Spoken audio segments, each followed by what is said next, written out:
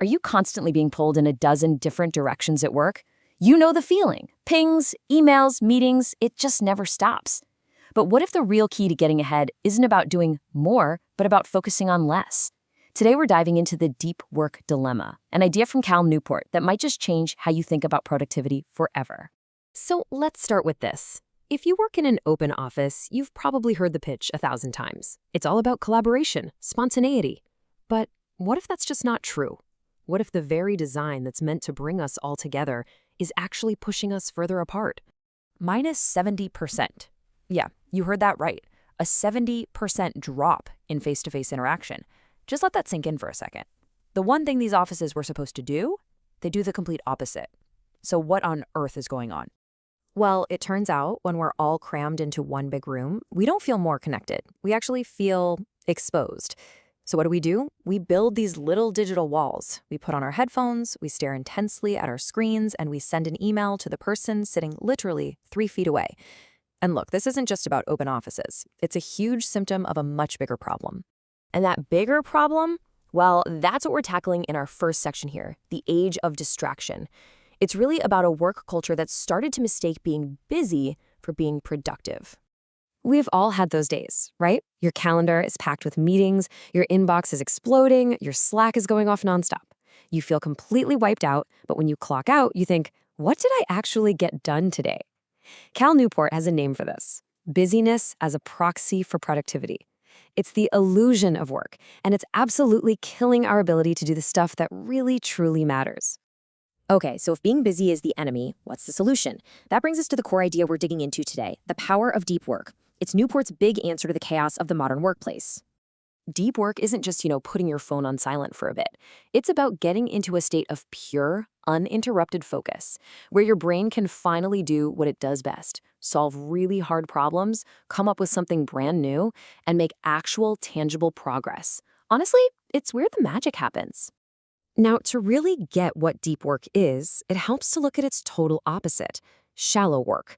This is all the stuff that fills our days but doesn't really move the needle. Answering emails, scheduling meetings, you know the drill. It's all necessary, I get it, but it's not where real value is created. And here's the kicker: the shallow is totally drowning out the deep. And this right here is the crucial point. Think about it.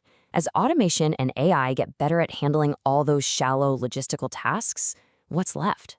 The ability to do that tough, creative, deep thinking. That skill is becoming incredibly rare, and because of that, it's becoming incredibly valuable. It's basically a professional superpower. All right, so you're probably thinking, okay, I want this superpower. How do I get it? Well, Section 3 breaks down Newport's framework into 4 rules for focus. So Newport gives us 4 big rules to help us get our focus back.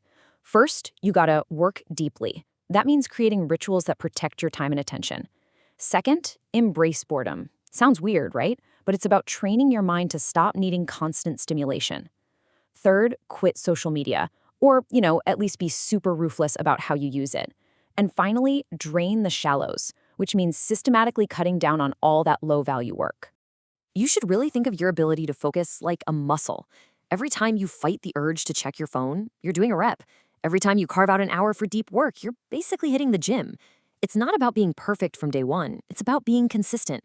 And over time, that muscle just gets stronger and stronger. So how do we actually put this stuff into practice? Let's zoom in on one of Newport's most powerful techniques for draining the shallows. It's called time blocking. The idea is actually pretty simple. You give every single minute of your day a job. You block out these big, juicy chunks of time for your most important work, and then you batch all the little stuff, like emails, together. But here's the real secret. Your plan is gonna break. Life happens. The goal isn't to be perfect, it's to be intentional. It's about making sure you're the one deciding where your time goes. But all this advice about taking control of your time, it brings up a really critical question, one we're gonna tackle next. Is deep work just a question of privilege? As social scientist Anna Kanhodo points out, a lot of this advice kind of assumes you have a ton of autonomy and job security, like a tenured professor might. I mean, it's easy to talk about deep work when you have a private office with a door you can shut and a flexible schedule. But for so many of us, that's just not our reality. If you're a junior employee, a working parent, or just someone trying to make ends meet, this idea of carving out hours of uninterrupted time can feel like a total fantasy. And that's a really important conversation to have. So with all that in mind, where does that leave us? In our final section, let's talk about your deep work practice and how you can adapt these ideas to your actual real-world life. Look, maybe you can't disappear for a week-long deep work retreat. So what can you do? Start small. Seriously, can you find 30 minutes in your day? Just 30 minutes where you can close all your tabs, turn off your notifications, and just focus on one thing. It's not about changing your life overnight. It's about building a habit, one small win at a time. And this, I think, is the most powerful message of all. Perfection is not the goal here. The real victory is just shifting from being reactive, letting your inbox run your day, to being proactive. It's about you having a thoughtful say in where your most valuable resource, your attention, is actually going. So I'll leave you with this challenge. What's the one deep task that if you could just get 90 minutes of focus time on it, could change everything for you? Really think about it. And then go find a way to make it happen.